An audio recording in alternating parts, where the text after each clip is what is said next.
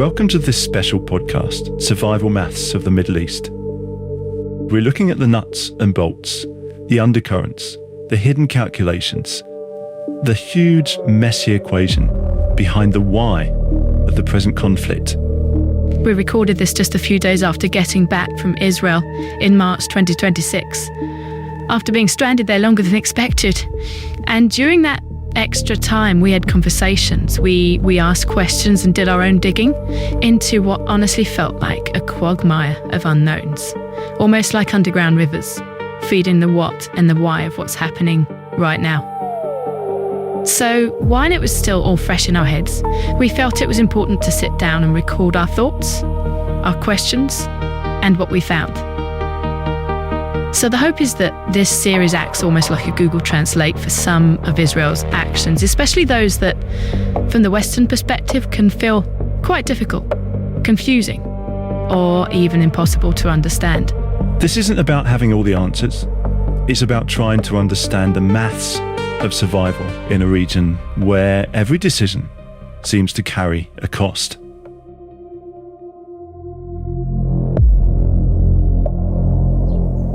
Well, here we are, back in England, in the garden studio. What a difference to the palm trees that were swaying in the garden a few days ago before we left.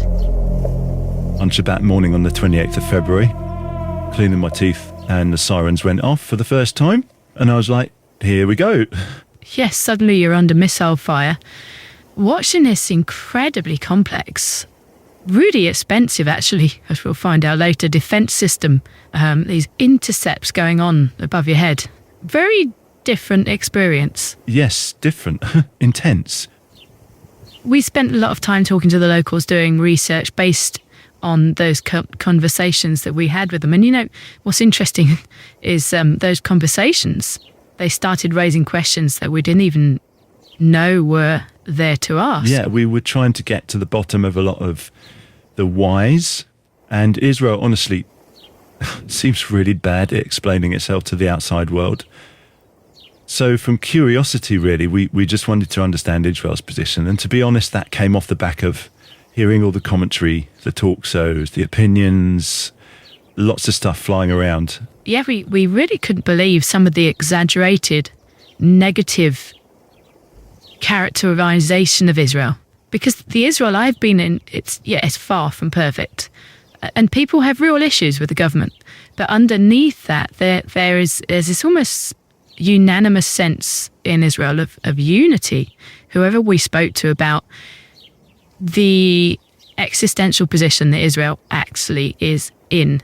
An opinion poll was published since the war started that found 81% of Israelis, and if you discount the separation of Arab and Jewish, that goes up into the 90s. But that's a high percentage of the people who supported this preemptive strike on Iran. And the entire Israel political establishment, including as well the television stations, there's three main television news stations, they were supportive of the government's decision to strike Iran from the first day. And the opposition, even within hours of the war starting, came out in full support of Netanyahu. With Israel's actual position is getting completely lost in translation. So we wanted to really unpack it a bit. And to be honest, we really didn't want to, because this podcast is all about uncovering the Bible and finding practical application to life and life-transforming application. And we really didn't want to get into the weeds with this because, to be honest, you can never get to the bottom of it. We just really wanted to unpack a position that is not often heard. So we're not trying to convince anyone. We're not trying to land on some fixed position, although we kind of do. But we understand there's more to this. But really, the bottom line is to understand it more clearly. And the way we're doing this is we want to it's like taking a slice through where we find ourselves now, like a slice through time. We just wanted to see reality on the ground for Israel right now. And that becomes useful. There are generations of trauma, there's politics, there's different narratives. a huge complex history underneath all of this, and we're not ignoring that, and we're not trying to even retell it all either. But we want to look at this moment. We want to recognize the layers that we are experiencing now, because I think that is useful, and it's useful for conversation. And we're not pretending we got the full truth either. We might get things wrong. But we do think it's worth trying to see things more clearly without being forced into some kind of conclusion before we even understand what actually is going on now on the ground from Israel's point of view. Not just point of view, but necessity. Necessity is speaking very loud at the moment. It also feels like Israel really is rubbish at explaining itself. And yeah, I think part of it is maybe they've given up. Maybe their budget is just not big enough to be able to spend on PR campaigns. Part of it is, and this is part of the logic that we had before coming here, and it's like a lot of things can't be said, and therefore they don't get heard.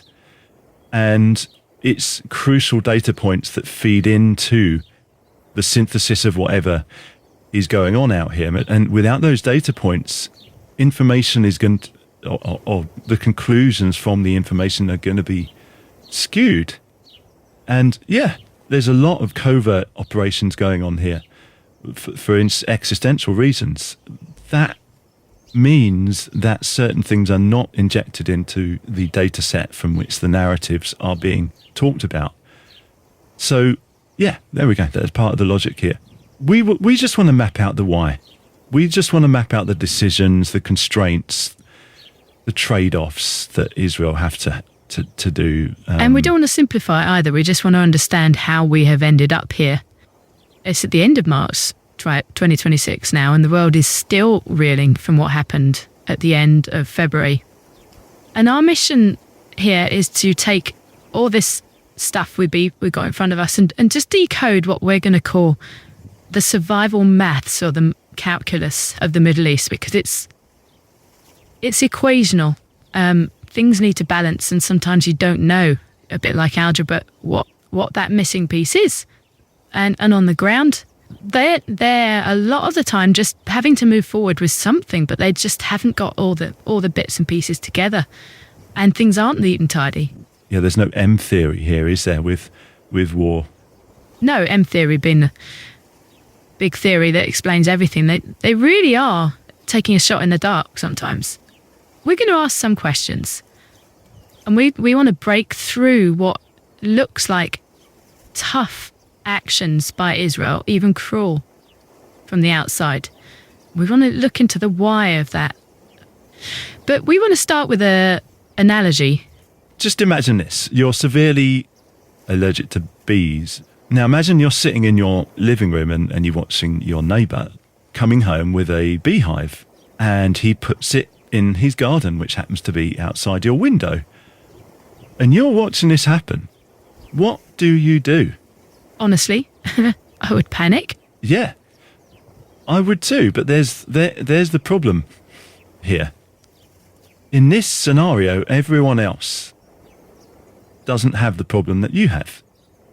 It's not really a problem for the whole neighbourhood. In fact, bees are protected. So, really, what your neighbour is doing is actually seen as, oh, it's a good thing. It's a lovely thing. So you go to him and say, look, I've got this issue, medical issue, and I can't have this wasp nest here. For some reason, I'm not able to get across to him the severity of my condition. He doesn't get the gravity of the situation. So instead, what he gives you is, one of those high-pitched repellent devices. Have you heard them? Yeah. It actually made my cat throw up when we turned them on in the kitchen for the getting rid of the ants. My cat started throwing up. It's very strange. That's intense. Goodness me. A humane trap. And, he gives you all this stuff and says, look, at my cost, this is what I have for you. You just manage it in your living room. But it's not good enough for you, is it? No, it's still existential. He doesn't understand.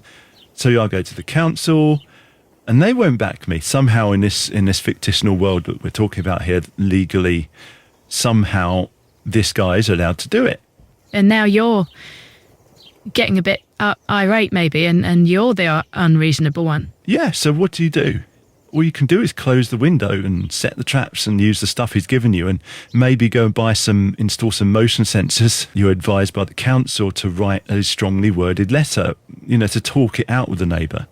But you're warned to not do anything drastic, not to escalate this. Your hands are completely tied, aren't they? Yeah, then one morning the alarm goes off.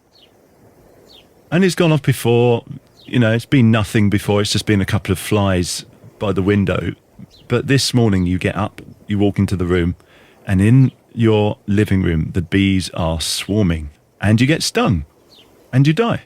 The end. The end, yeah, that's a pretty dark story.